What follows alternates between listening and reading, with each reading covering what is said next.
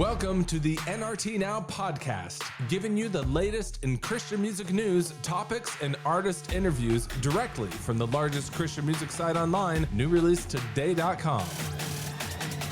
Now, here's your host, Jake. What? Thanks, Kevin. This is Jake, and you heard that right. This is the NRT Now podcast. This is episode 1. It is brand new. This is the beginning of this podcast. So I think that's what I'll call this episode. I'll call it the beginning. We've got a lot for you in this first episode here. So we're going to break it up into 2 parts. In this first part, we'll talk about what this podcast is all about, and we'll hear from our founder and president, Kevin McNeese. So here's what's going to happen. We're going to be spending about 45 minutes together. We'll be talking about what's happening in Christian music. We'll be talking about stuff like news, new releases, and we'll highlight some of the content from our contributors here, like devotions, behind the music, and all the awesome stuff that's happening on NewReleaseToday.com. So each episode will be accompanied with an article that will lead you to exactly what we're talking about, so you can dig in easier and just find out more about what's happening. And so with that, like I said, we have a long conversation here with Kevin. We took some time while we're on the Jesus Freak cruise to talk about NRT. We talked about some albums that are turning 20. And, of course, the reason that we're on the cruise in the first place, DC Talk. One thing that I want all of y'all listening to know, all of us here at NRT are fans of Christian music, first and foremost. None of us are here as just something to do or just a job or just something to keep us busy. This is a passion for all of us, and we love sharing this fandom of Christian music with you. One of the reasons I really love this conversation with Kevin, not just because it was a lot of fun, but because I think this gives you all a great glimpse into what goes on behind the scenes here at NRT. When we're talking about this conversation, what we're going to do, and just what it was going to take to record this episode, we're figuring that it was going to be, 15, 20 minutes, give or take. Just something that we're doing as we're kind of winding down the cruise. And what happened is it turned into more like a 45-minute conversation just because we got excited what we're talking about, both DC Talk, what's happening, just some of these albums that we're remembering, that we're reminiscing about. So I think it really gives you a good glimpse into what happens behind the scenes, and just as much fans of Christian music that we are. So without further ado, here's our conversation while we're somewhere in the middle of the Atlantic here.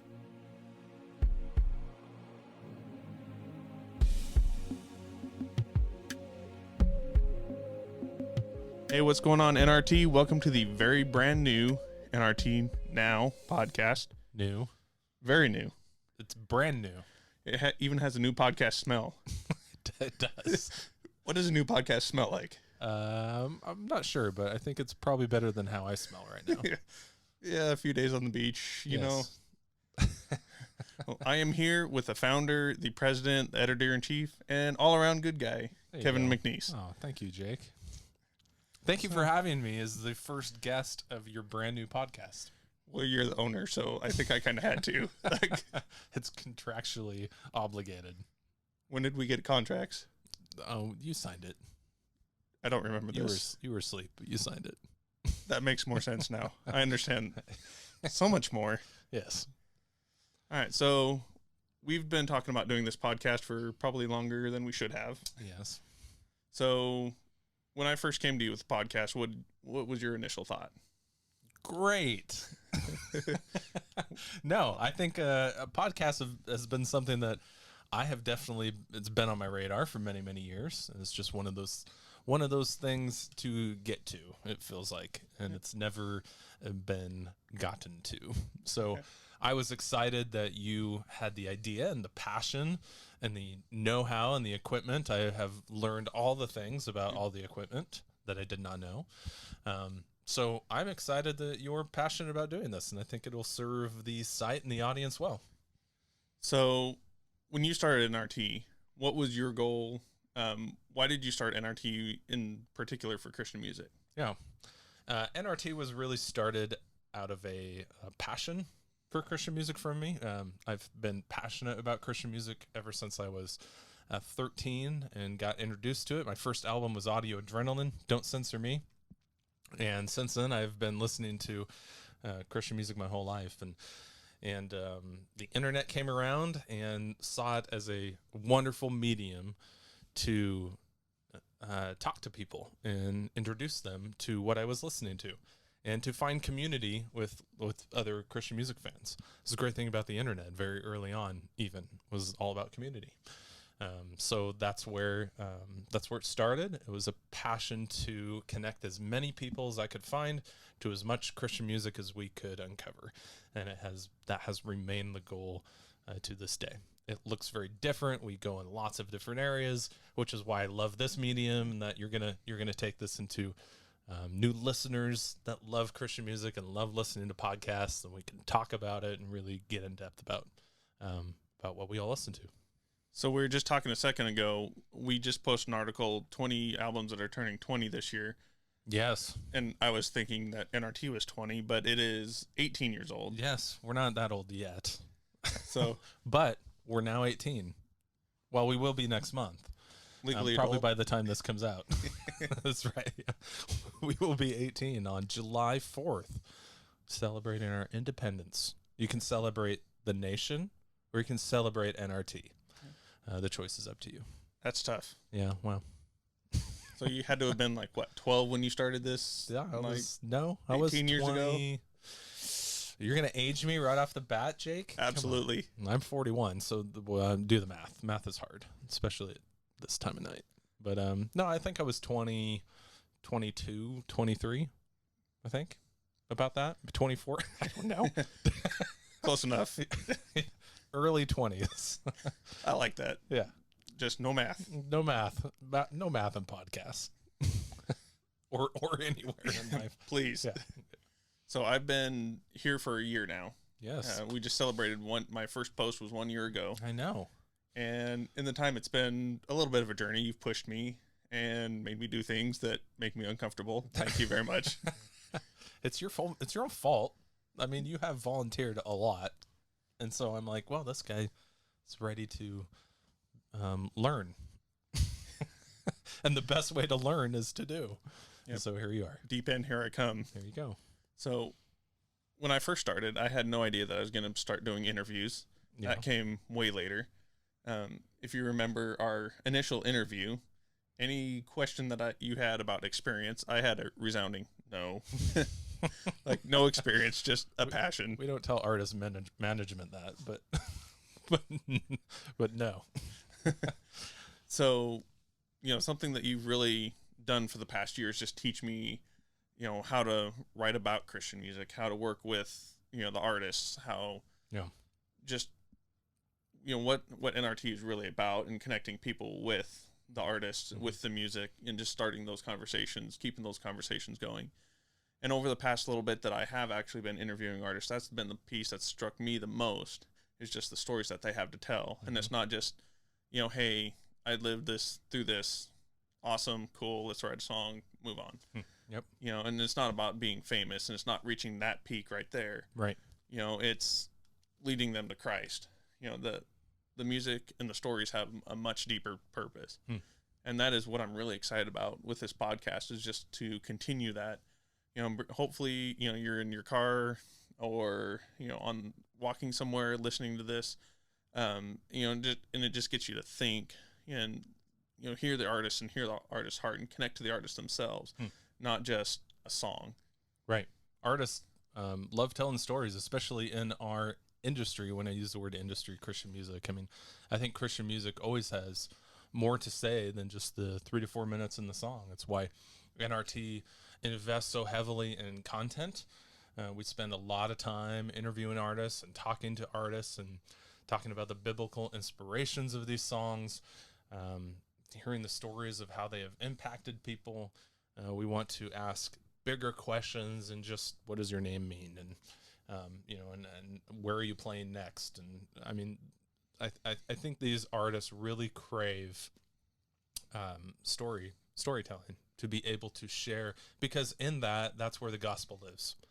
And these artists do this because they want to preach the gospel. They want to tell people about Christ and about Jesus. And the way to do that is to talk and through conversation and through their music. And so So I love that you're going to be doing this as well. I look forward to who your next guest is.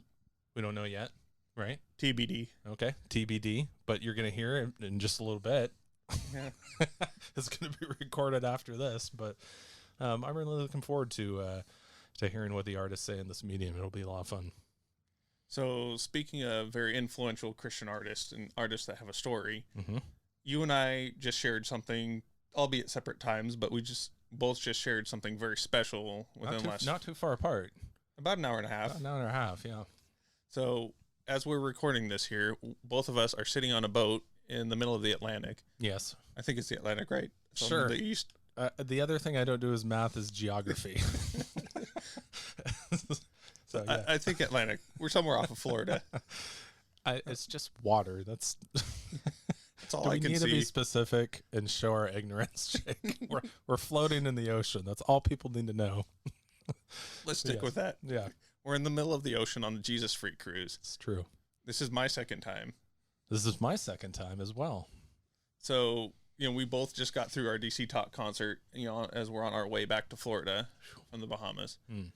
Been a very impactful week. Mhm. We've had Aaron Cole's been here, Mandisa, Micah Tyler, John Christ. John Christ. He didn't sing, but he told a lot of jokes. It was funny. Good jokes. Yes. Yes. Very funny jokes. Yes. Better jokes than I tell. You and me both. But it was great. Yeah. So, and I've met your family, and I've Yes. seen both of our daughters roll our eyes. So, I mean, we've got to be. I Would have you a say that's funny? 12-year-old, You have an 8-year-old, and they're both equally great at rolling their eyes at. Very much so. Yes. I'm impressed by how close my daughter is to yours in rolling her eyes, and with that, It's an acquired skill. very much acquired skill.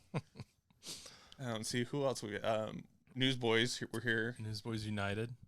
Toby Mac. Yep. There's someone else I can't remember. DJ Maj did a couple sets in Toby's set. And Kevin Max, of course, did his Kevin Max. solo thing as well. There's one big one. I feel like I'm missing somebody. I don't know. I don't remember. It's been a while since I've heard them. Oh, heard of them. Micah. I already said him. You said him. DC Talk. We're very bad at this, aren't we? Yes. Who knows? So, second time in 20 years that they've been together. Yes. Man, just such a groundbreaking crew. Incredible. And 2 years ago was special. Very special. Because it was the first time, and I might have cried like 5 times. But I mean, it was just really emotional to see such a band. I know every single one of the songs. I know all the lyrics. I probably know no other band more than I do DC Talk. And they just put on a show. They all still have it. And I've heard a lot of rumors about, like, Michael Tate doesn't sing. His voice is shot. He uses a lot of tracks. That dude's still singing like crazy. And that boy can sing. Yes. And Kevin Max sounds just as incredible. And Toby Mac has gotten a lot better at singing than when he first started. So he's actually, in my opinion, gotten a ton better. But tonight was even more special, just because of the life that I've lived in the past 2 years. Some of those songs, which are 20, 25 years old, are being impacted or being more impactful here in the past couple of years today. And there's very few bands in Christian music that can say that. I mentioned Audio Adrenaline, Don't Censor Me was my first Christian album. If you go back and listen to that album, it does not hold up.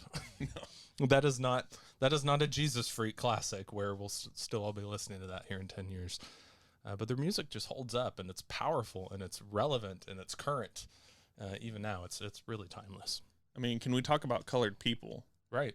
I mean, that song today is almost even more impactful than when they recorded it. Oh, yeah. How many years ago? But that was Colored People was on Jesus Freak album, right? 95. So, yeah. So that was really, again, with the math. I'm taking a shot in the dark. I'm saying 95. Either I'm right or I'm not. Right. No one knows. They don't know. Google knows. They're all like, sure, you guys are the experts. It's 95. Fact.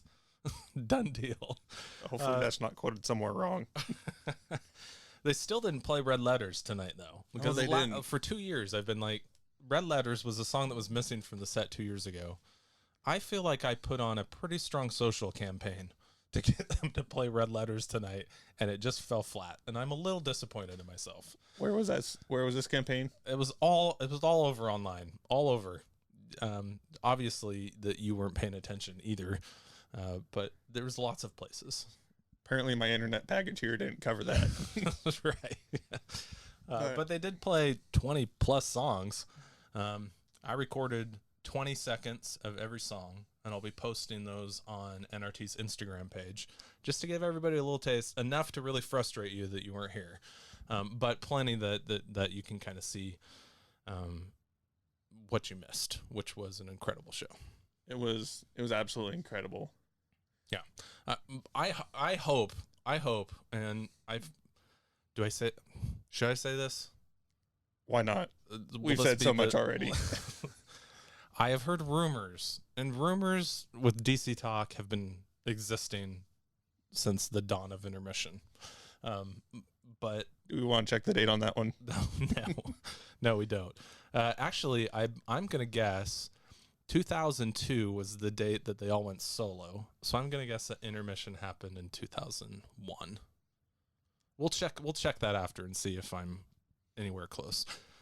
But I've heard rumors that in the next year there will be an announcement about a tour. That would be amazing. It would be amazing. And I can't reveal my source. And I have no idea if it's actually going to happen because I've heard this many times before. But you got to believe it's going to happen eventually. They did this the second time. It went incredibly well. They all have amazing chemistry together. It's just clicking. Their whole entire band is back together. Fuller is back with the Newsboys United, and that's rocking and rolling. You can kind of see him stepping back in a little bit and giving Tate a season off. And all they have to do is 14 shows, stadium tour, and they're done. They go back home. People will come from all corners of the United States to see that. Don't you think? Oh, if not only just all four corners of the state, but last year, I keep saying last year. It was 2 years ago. That's my bad. I did that to you. We had people from Europe on the last cruise. Yeah, Australia. Australia. Right. So I think it'll be more than just the four corners of the states here. Yeah. I think people will come from all over to see that. People came from the middle of the Pacific Ocean.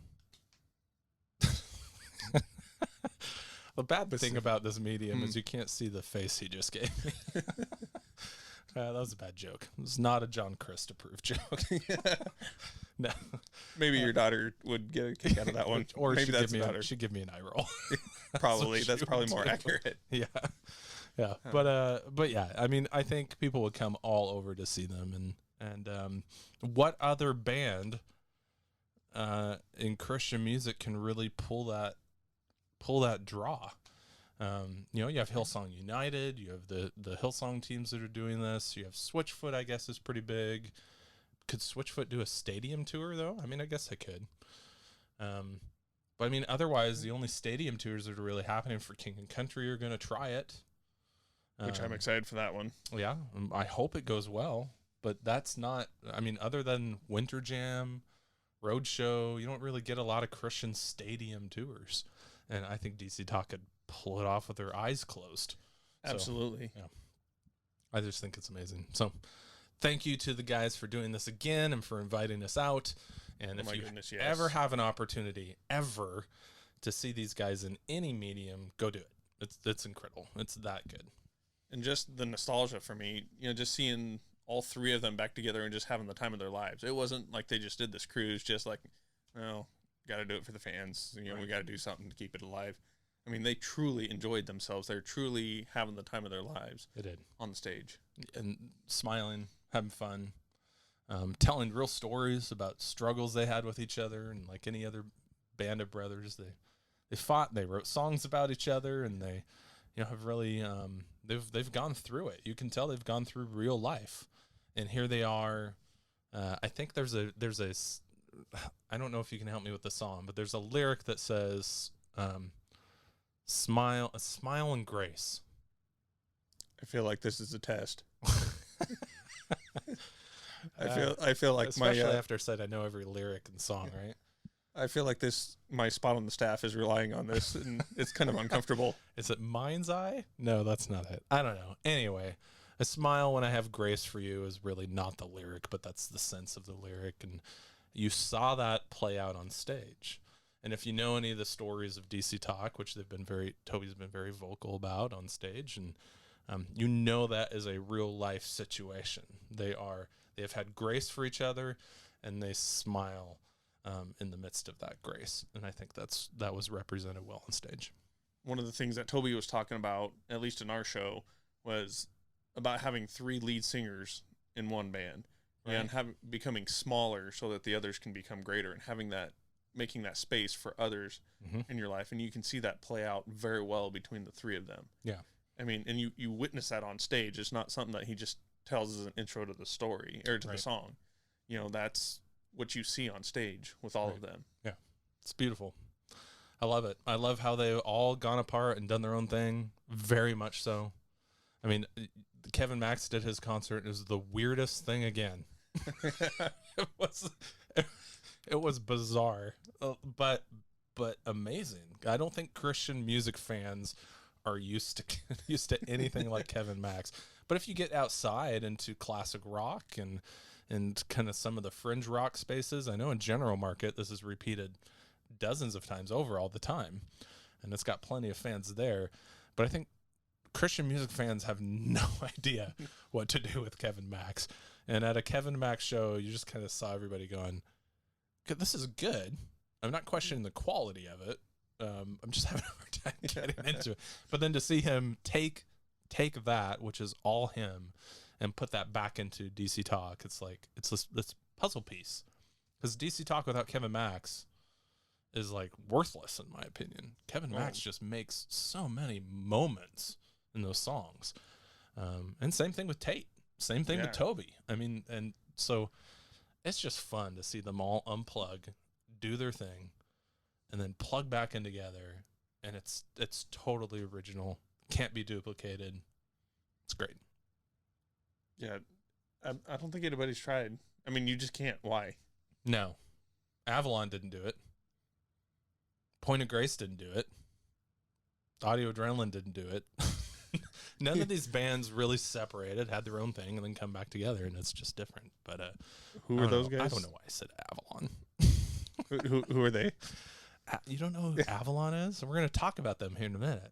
One of their albums turned 20 years old. That might be a good segue into our next segment. Actually, I love Avalon. I've got the chance to meet those guys, and although it was a very long time ago before, working with you guys, but, another very good group. Yes. And in a different light, has already turned 20 years old. Yeah, March 11th. There you go. 1999. So what were you doing in 1999? I think starting high school. Really? That was a very awkward time for me. How old are you? 33. Okay, we probably should have talked about that before I gave you the reins to the podcast. Just kidding. So 1999, I was setting up all of these albums in family Christian stores at a family Christian store local, store. Brick and mortar. Yes, brick and mortar, doing the retail thing. Amazon for all you millennials here. Right. And this was like the height of the record industry, like physical releases. And so we had release parties for all of these. I remember I bought color-coded balloons for a lot of these. We had a whole Tuesday night release party, and we did the whole cardboard cutouts, and... So what was the original name of NRT here? NRT here in 1999? Yes. Didn't exist. Well, I mean, when you first started NRT, what was? New Release Tuesday? Yes, because all the albums came out on Tuesday instead of Friday. And so we had Tuesday street dates. So since you said the Tuesday release party, I had to throw that in there. Yes, Tuesday nights.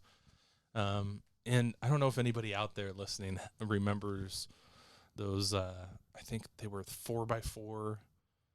No, 4 foot would be huge. So they were maybe like 1 foot by 1 foot cardboard covers. And we used to get like hundreds of these for an album. And then family Christian stores would pay me to create designs with all these, like, larger than life album covers. So I'd create these 3D dimensions. They would pay me, a big whopping $8 an hour, or whatever it was. And I'd sit in the back room for 6 to 7 hours with tape and glue and scissors. And I'd make these 3D cutouts that we'd hang on the wall and on the ceilings and everything. It was the best job for like a creative recluse. And it was just fantastic. And man, I miss those times. That was good times. But yeah, all these albums that we're going to talk about here came out in that year, 1999. Get ready to feel old, everyone. Yes. Are we talking about this now? Let's do it. See, I just took control of your podcast. I'm sorry. That's why I invited you on this first one, because, see, the thing that you guys don't know about Kevin is he's a control freak. He's not really. No, totally. I try not to be. I disguise it well. We call that forced leadership, or leadership by force. Is that how we? No, I was just like, all right, next segment, let's go. No, in my time, that's absolutely not been the case. But that's good. But if you guys can't tell, Kevin's energetic and he's go, go, go. And when it's time to go to the next thing, it's time to go to the next thing. Time to go to the next thing. When he has an idea, we go. Can you imagine someone tuning into this that hates DC Talk? And they're like, oh my gosh, this first episode sucks so bad. Well, do we want anybody that doesn't like DC Talk listening? Because, I mean, that's story. like... We're weeding them out early. Is that what you're saying? I like that. Okay. I'm okay with that. Because that's like a base layer to Christian music okay today, isn't it? If you don't like DC Talk, we can't be friends. But, well, at the same point... So long, my friend. Is that what you say? Ooh, the turn. There you go. No, we're Christian. We got to love people who don't always make the best choices in life.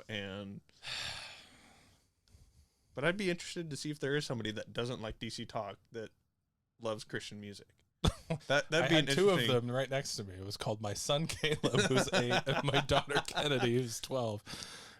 Actually, Caleb's 10. Sorry, buddy. I just aged you 2 years. Yeah, my 10-year-old and my 12-year-old. Although they both loved the concert. Caleb looked at me and was like, I didn't know a single song, Dad. But it was still good. Yeah. It's like, I have not. I tried. Last time I tried, I put on DC Talk, and they were so brutal to it that it just killed me inside. And I'm like, I can't go through this pain anymore. I'm not playing this for you anymore. I don't think I've appropriately introduced Cassidy to DC Talk. I think I'm failing. They had the same reaction to Michael Jackson, though. So I'm like, come on, this is fantastic. And they're like, this really is bad, Dad. I'm like, oh no. Yeah. I'm old. Cassidy enjoyed the concert, but she was cuddled with me the whole time. She wasn't near as excited. I think I'm failing. Yeah, it's possible. Let's move on before I get kicked out of here. Right. Like, this is bad. Sounds good. Sonic Flood. Let's so talk these about are this 20. one. These are 20 albums that turned 20 in 2018. Nope, 2019. 19. Math, I get where this whole last year thing keeps coming up. dates, geography. I is not good at school. So OC Supertones, Chase the Sun. I actually did not get into the whole ska phase. Did you? Absolutely. Really? The Supertones, the W's. Man, that was my gig. Now, were you full ska? Like, I mean, did you have the clothes or was it just more, I like the style? More I like the style. Like 20 years ago, these in 1999, I definitely was not the cool kid. I didn't have a style. It was bad. It was very bad. So much has changed since then, though. Not really. Not really. No, you just have grown up and don't care. Like, that's what happens. It's more accurate. Very Right. We don't care. very accurate. Yeah. So yeah, I still love all styles of music. Yes. So, going back and working with listening to Supertones album was just amazing, and just I forgot how much I love that ska and love that genre. Yes.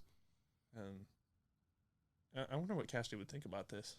About the Supertones? Yeah, You should play. Supertones. A lot of these albums do not hold up. and I think that's, again, credit back to what we were talking about. But the next one on our list does hold up really well. I think it was a debut album from Sonic Flood. If you can picture the album cover, it's the pink and white sky and a guy drowning in the ocean. Great for what we're talking about right now, for where we're at. Makes me a little uneasy. Right, yeah. But this was the album that truly ushered in the band-driven worship movement. Delirious was doing this with some success, but Sonic Flood blew it out of the water. I think they were a goatee artist, I believe. That doesn't say that in there, but I believe. No, I trust you. I did trust you. I want to say they were goatee, but I could be wrong there. But yeah, sure, trust me. Why not? But yeah, I remember this album fondly, and I could sing your love forever, and I want to know you. Fantastic album. I love it. This is one of the few, as I was working through these, as we're listening to these, getting ready for this. Well, actually, it slipped into 2 articles, didn't it? It did.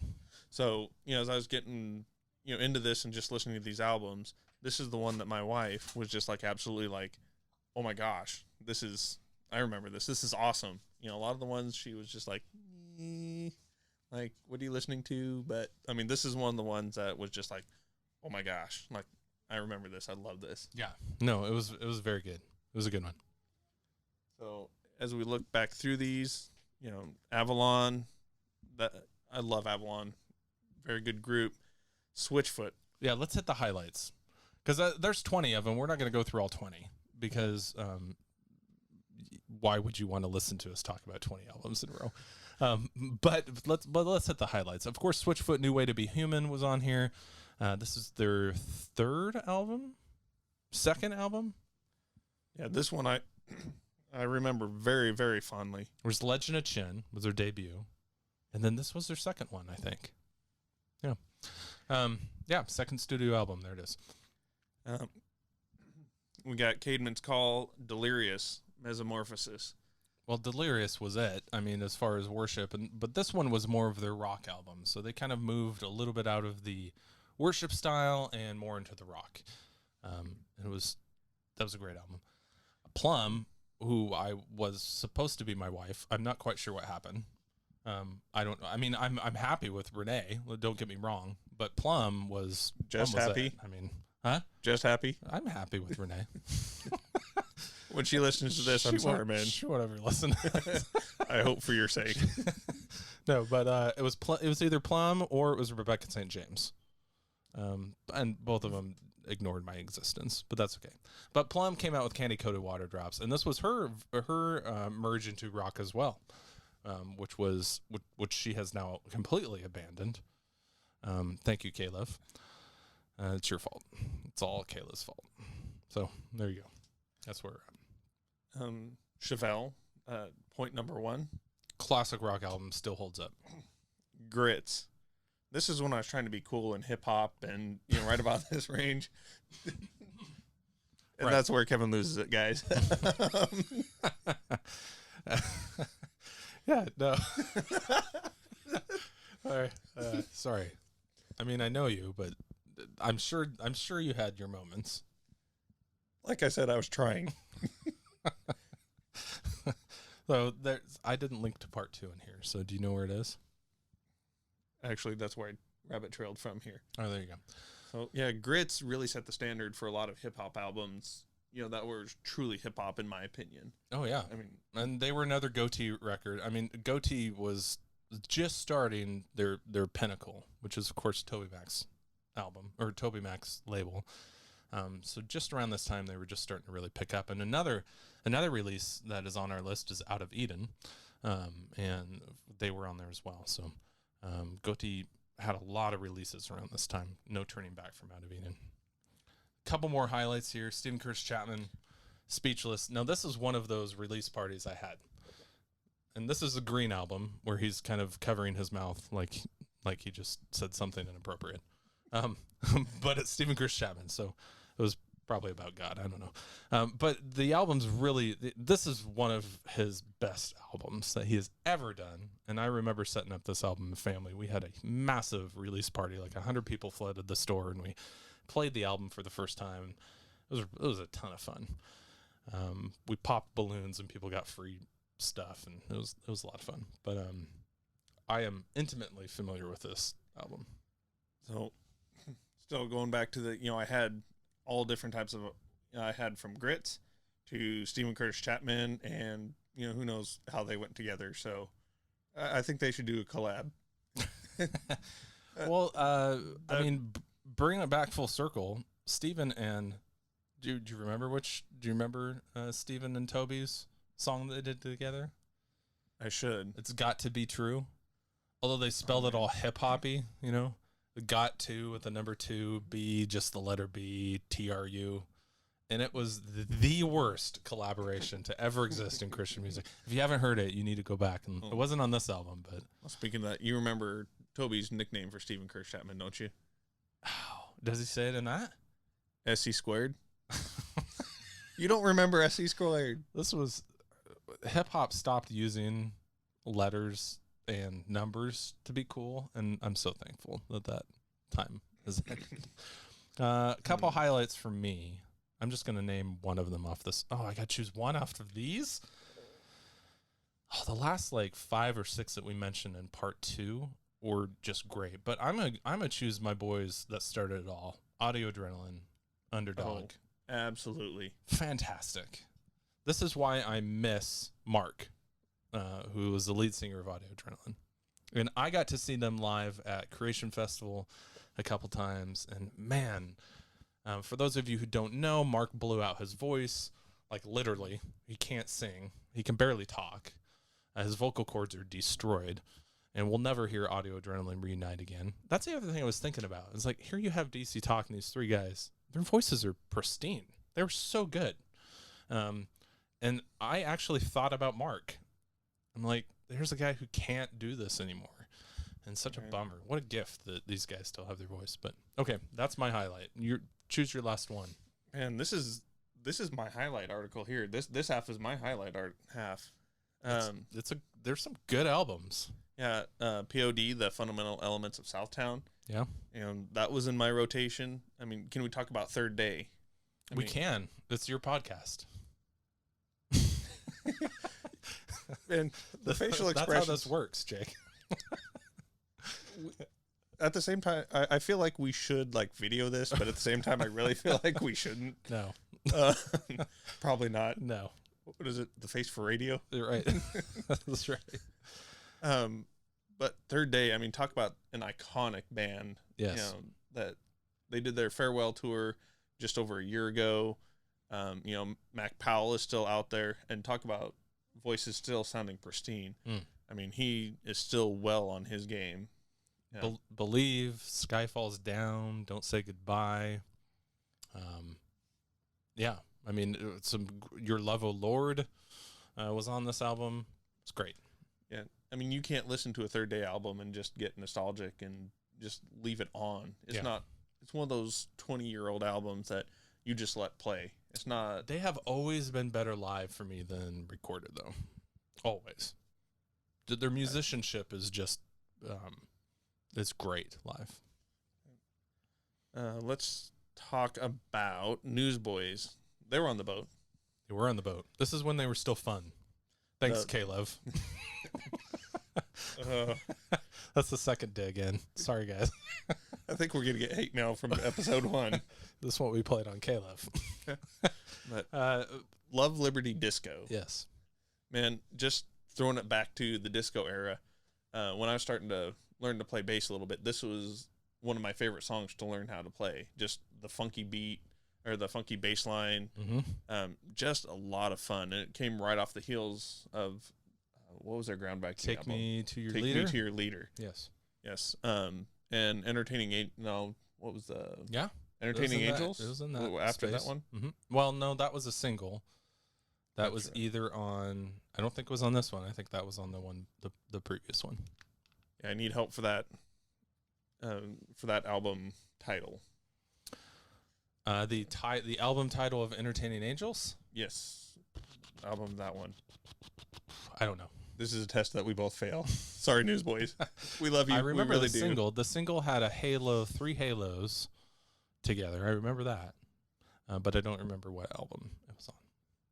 Sorry, Newsboys. We really do. We love could you. look it up. The computer's right here in front of us, but we're in the middle of the ocean, so it won't work. That's okay. Yeah. But this album was fantastic. Beautiful sound was on it, as well as other songs. Like Love Liberty Disco. Like Love Liberty Disco. That's right. Okay, I got. Can we please mention Bebo Norman? Well, you're my guest. It's your podcast. Bebo Norman, one of my favorite artists, male vocalists of all time, released his debut on September 24th, 1999. So he is not yet 20, but it's coming up on it. And one of the best debuts, one of the most underrated male artists out there. He had 7 studio albums, I believe. He moved labels multiple times, but just beautiful singer-songwriter. Have you heard this album, Back and Forth? I probably have heard the songs, Yes. but to go right to it, I can't say. Well, and that's kind of why he didn't write huge pop hits. And so it's not necessarily stuck in your brain, memorable. But when you listen to it, you're like, oh, yeah, and you're right back into it. Signed by Cliff Young of Caedmon's Call. They were good friends, and so it kind of puts him in that space. But yeah, that was great, too. So, yeah, you guys can go and check out. There's a couple of them that we didn't mention. Jars of Clay, If I Left the Zoo, Michael W. Smith, This Is Your Time. I mean, this was a massive year. And I wrote an article a couple years ago on the site, actually, about this half decade. And it was 1999 to 2004, which really got kicked off from DC Talks, Jesus Freak. And the success of that album brought so much money into the Christian music industry, which resulted, money from major labels buying Christian labels, which resulted in really this is the first year of this next phase of Christian music that we're now experiencing, which is, in my opinion, phase 4. And there were just so many good albums around this time. And so 1999 to 2004 was really this renaissance in Christian music. I mean, it's just explosion of good music. And so it's a fun year to go back and revisit. So let's talk about an album that kind of counts, but doesn't really count at the same time. Okay. Do you remember Wow? Sure. That technically turns 20 this year. Does it But- really? Oh, yeah. What was... No. I'm going to correct you on your own podcast. Please do. Wow 1996 was the first issue. Well, but this particular album is 20 years old. Right. So I stand corrected on my correction. Yes, you are correct. Wow 1999 is 20 years old. But the series is 20... Oh, back to math. The series is 24 years old. So, yes. But I think this is the one that I remember the most. Maybe 97. I only laugh. I'm pointing right now to the Wow cover of 2002. And I remember this because this was my first year in marketing music for Family Christian Stores retail. And so now we've moved from the local chain to the full national spectrum. And I was the newbie in the room. I was 22 years old with all these old white guys in the room deciding the future of Christian music. And this was the year that Wow changed from their cover, which was kind of the capital W, the lowercase o, the capital W, to these pictures that where the O was a physical object and then the 2 W's next to it, right? Well, I think that is supposed to be a record or something similar. A record? The tire. O? Yes, right. Oh, the O in the old logo. Yes. Yes. Right. So they moved to like a tire. I swear we had a 2-hour meeting on this where they brought in all this research they did and everything they did to the WoW brand. And then the next year they came back and were like so apologetic because the whole brand tanked because of the logo on the cover. I just found it ridiculous. I found it so funny that we were spending so much time. And 2003 looks like it went right back. Yeah, it did. Yeah. That's why I remember that cover. I don't know, it's a stupid story, but it makes me laugh when I see it. But, so back to this WoW 1999. Yeah, we sorry, this is where we really need the video here. I'm doing baseball signals to the other people in this room. I'm sure we're over time, but as a podcast, who cares? Yeah, we were talking about, we weren't going to do this for 45 minutes, and I think we did this for 45 minutes. Yes, we will wrap it up. We will wrap it up. So, to me, WoW 1998, WoW 1999, you talk about 1999 being an amazing year for music. I think this really collected and just brought the best of Christian music out. The people who were kind of, dare I say, casual, getting into the Christian music, seeing, Into Jesus, from DC Talk, Entertaining Angels, a lot of these good songs. Man, I haven't even thought about Undo Me for, goodness, I don't know how long. Jennifer Knapp. Yes. I mean, amazing artist. She wrote some incredible songs.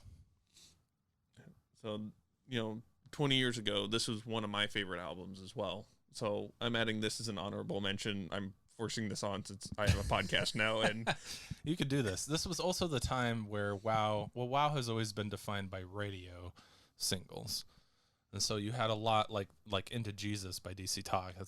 By this time was a 2.5-year-old song that was on the WoW 2002 collection because DC Talk was no longer producing music, and they're number one on the track listing because they're a number one platinum selling band, and WoW needs to sell records. And so they also put His Cheeseburger by Cheese Nurger. That's what it says on this playlist by Amazon. I'm not swearing, I promise. By His Cheeseburger by VeggieTales is on here. With Bebo Norma, Big Tent Revival, Audio Adrenaline, Super. John Christ would have a heyday with that playlist. See if we can find them. VeggieTales. Yep. It was great. Man, VeggieTales. Hey, we're on a boat. They still have buffet. Well, when does the buffet open? Speaking of His Cheeseburger. It's time for that fourth meal. You've been taking it easy. 4? That's it?